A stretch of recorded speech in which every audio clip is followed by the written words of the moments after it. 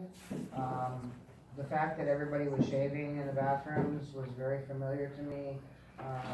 The lovable characters, a lot of times you meet people with mental health issues, and what we see from a distance and what we see up close is so many times so different. There's so many people are just loving, caring people, and their quirks are just part of their personality that make them endearing.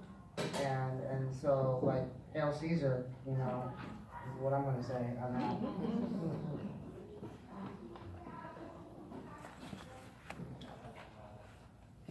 I think that, I think that it was somewhat accurate. There were a lot of situations that I could relate to. I think it was, like kind of in a vague or general way. I think it's hard to capture the personalities of such unique individuals. So I think that we did not see like the most severe side of homelessness, as well as like the least. I noticed that I laughed a lot during the movie, and upon first thought, that annoyed me a bit because I thought, well, it's not funny. But then I thought about what it's like in my literal like day-to-day work when I'm working with people outside, and I realized I do actually laugh quite a bit. Because I think in some ways you have to, because then it's when I get home that like the weight of all of everything kind of sits in, and it's not quite as funny.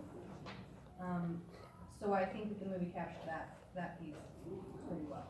And I did also notice the lack of homeless community. There are also a lack of female librarians that we Anybody else? I agree that it was fairly accurate in a lot of ways, but I also agree that it wasn't very comprehensive. There's this little snapshot of the time they came into the library, to the time they all walked out naked. All the misery that I saw in the people is just a fraction of what it's like, because there was never any cameras or lights or catering or anything like that for us. That was just a day in the life of those people. And to be more comprehensive, I would have liked to have seen maybe a wider angle, more of maybe a week. They have nowhere to go, still gotta go somewhere. Like there's an old last call, you ain't gotta go home, but you can't stay here. So it was accurate, but not as comprehensive as I thought it could have been. I enjoyed the movie.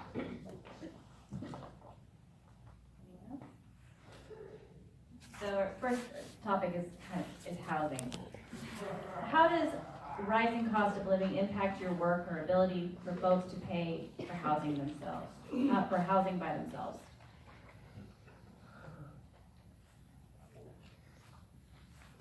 Severely. For a number of reasons, or maybe just one, that is so expensive. So I work with a lot of people who are on Social Security, which is $771 a month. You can't afford anything in Clark County with $771 a month. So that alone, and I think just because the housing market is what it is, a lot of folks that I work with would probably be considered less desirable candidates than those who are not homeless. So we kind of have a disadvantage there. I didn't answer the question.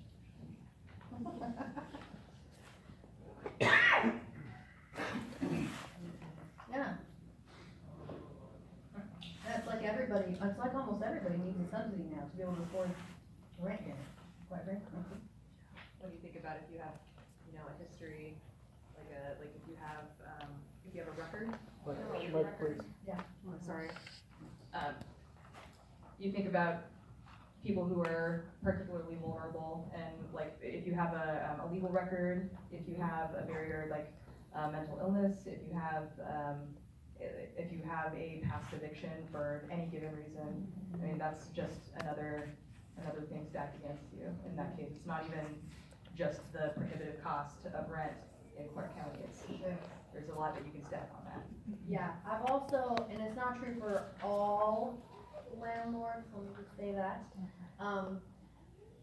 But there are some who I think kind of take advantage of the housing programs and what they will pay, but also, have learned what they will not pay and almost discriminate in a way by like tacking on additional administrative fees that were never there before. Because housing programs can't pay administrative fees. They can pay deposits and they can, you know, that kind of thing, but not this extra fee. So if someone charges an extra $200 and that's the only thing standing in between being homeless and moving in, where do they come up with that $200?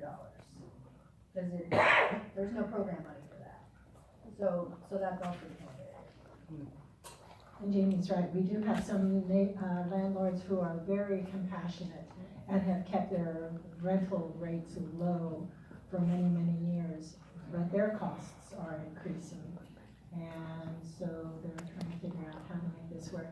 I met a couple individuals who actually are the working poor. They have jobs, just not enough jobs. And your question ends with 2 words. How do they pay for housing? By themselves. And that's the problem right there. Think about it, we don't have boarding houses anymore. In the old days, we had mobile home parks. We have a couple left in the city, but we got rid of most of those. We had boarding houses, and you had 1 room, and you walked down the hallway, and you shared a bathroom and a shower. We even had bathhouses on Main Street in the old days. We don't have boarding houses anymore. And all of those single rooms above the retail stores downtown that used to be those single rooms for housing, the working poor, they're filled with offices now for architects and lawyers and accountants and all sorts. So we've actually lost opportunities for housing that we used to have back in the 20s and 30s and 40s and 50s. And just one other thing to add in direct relation to, you know, cost of living, you know, the amount of money that it takes to provide services for people today, like the same, like if we have $1 million to help people, we can only help about 60% of the people that we once did even 10 years ago. So it's not only impacting people and what they can pay each month towards their housing, but it's also impacting the service provider's ability to help as many people as possible with the money that they have. How are tenants protected in Clark County?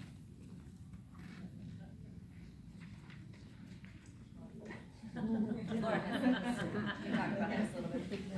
So we just wrapped up our 2019 state legislative session, and we did get some good tenant protections passed through our legislature this year. Couple of highlights for eviction notices. Currently, people have 3 days notice to what they call pay or vacate, and the legislature increased that to 14 days this year. So that's huge. I mean, that's the difference. That's a pay period, right, for a lot of people. It's more time to get to rely on personal safety nets to cobble together funds to help them pay that rent and avoid that eviction, which I think people here have alluded to. And you know, that's an often insurmountable barrier for people to get into housing and to stay in housing, and it really is a huge contributor to homelessness. And then the other thing that happened is that because there are so many rent increases right now because of our booming housing market, instead of a 30-day notice for rent increases, it is now 60 days. So again, it's just the same thing. It gives people more time to figure things out and hopefully avoid evictions. So better protections for tenants. The most that was done for tenants' rights, I guess, if you will, I think since the 1970s. So that's huge, and that just reflects that people know that this is a priority in our state and it's an issue. And this city is a little bit different. We have longer notification times, higher percentages, and then we also changed the ordinance as to what constituted household income. And that hadn't changed in the state. The city has been a trailblazer in that regard. I think one thing that's important to say is that, yes, there have been great strides. The last 2 years have been incredible. The amount of advocates going to Olympia and fighting, and we've been a big part of that, and I'm proud to be a part of that. But the perspective for those that are living on the street is that information doesn't get to them. They don't know it. They're living on rumors from 5 years ago. They're reliving their trauma.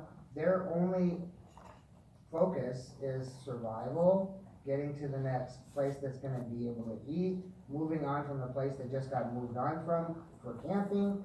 So they're not filled with hope, you know, and so their perspective a lot of times, and this comes from hundreds of interviews that we do on a constant basis, they don't feel that they're protected. They don't feel that they have rights. They don't feel as though landlords are gonna give them a fair shake. And to be honest, I had an eviction 9 years ago, and it was easier for me to buy a house than it was to rent. And it's just a fact. So,